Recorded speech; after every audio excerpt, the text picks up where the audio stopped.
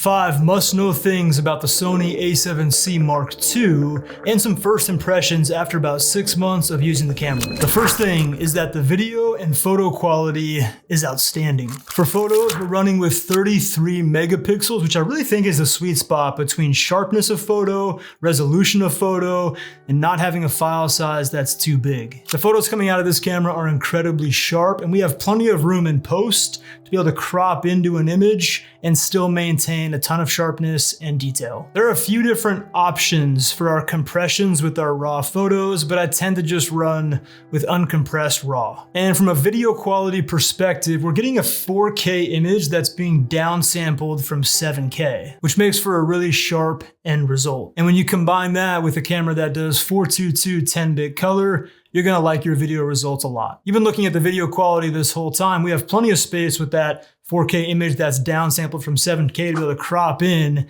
and still maintain a lot of detail. And from a color science perspective, I'm really liking the result out of that 422 10-bit color. I think those days of those old Sony reputations for having poor colors, I think those days are over. And what makes this a really good hybrid camera is having that ability to have really high quality photos and videos out of the same camera. And the a7C Mark II is no letdown when it comes to that. But with that, both for photos and videos, if you want to have a really good end result that's nice and sharp, like we already learned this camera is capable of, it has to be in focus. And the autofocus system in the a7C Mark II is some of Sony's best, using that new AI detection autofocus based system. The autofocus simply doesn't miss. I have full confidence in this autofocus system in the a7C Mark II as a solo creator being incredibly sticky and reliable. Even with those photo and video capabilities and outstanding autofocus system, one thing that's gonna make or break how your photos and videos look is making sure that you nail your exposure, which is why I put together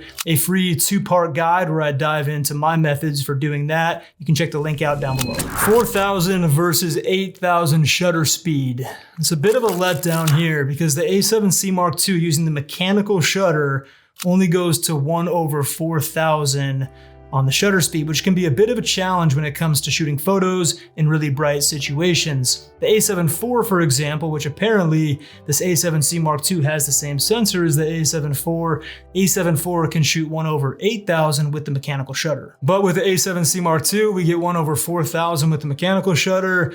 We can get 1/8,000 using the electronic shutter, but when you're using electronic shutter, you are gonna run into the potential risk of having some banding in your images. It's in unique situations that banding is going to show up, but just know if you're an electronic, the banding risk is going to be there. With the a7C Mark II, Sony's really going for that compact camera body design. That's what the C in a7C stands for. It has its benefits in that it's going to be easy to pack. It's going to be a smaller camera that still produces really high quality stuff. Does come with a few downsides though. The first one being that Sony did not put a joystick on the back of this camera like you see in something like the a7 IV, where that joystick is really beneficial is for moving your autofocus points. And if you've used it in the past, you know that it's really convenient. I mean, sure, in the a7C Mark II, you can use like tap on the screen to change the focus point.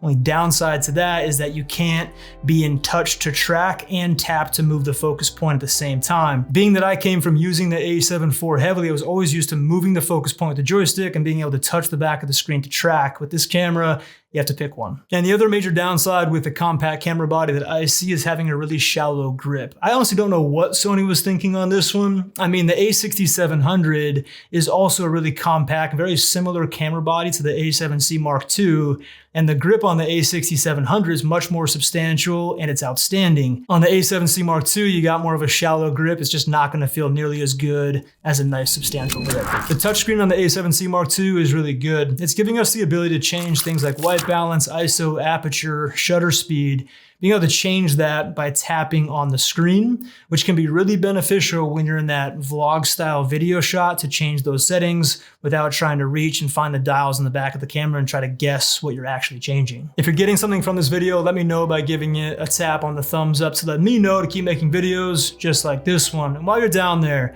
go ahead and subscribe to the channel if you want to see any of the upcoming videos that I have planned about the a7C Mark II, things like cinematic video functions and settings, maximizing your settings for photography, and how to get the best low light video output with this camera, and just like an overall in-depth review that I have planned. Dual baseline ISO is one of the best things about some of these new generation Sony cameras, and the a7C Mark II also has this feature. Generally speaking, when you increase the ISO in your camera, you're gonna be increasing the amount of like grain and noise that's gonna be seen in the darker parts of the image. What dual baseline ISO does is at a certain value, it's gonna give us an ISO performance reset, which is gonna allow us to shoot at even higher ISOs and still have a really clean and usable image, which is particularly useful in those low light situations. Overall, making it a really strong performer in low light. The Sony a7C Mark II has been one of my favorite recent additions to my camera bag. If you want to see what else made the cut for 2024,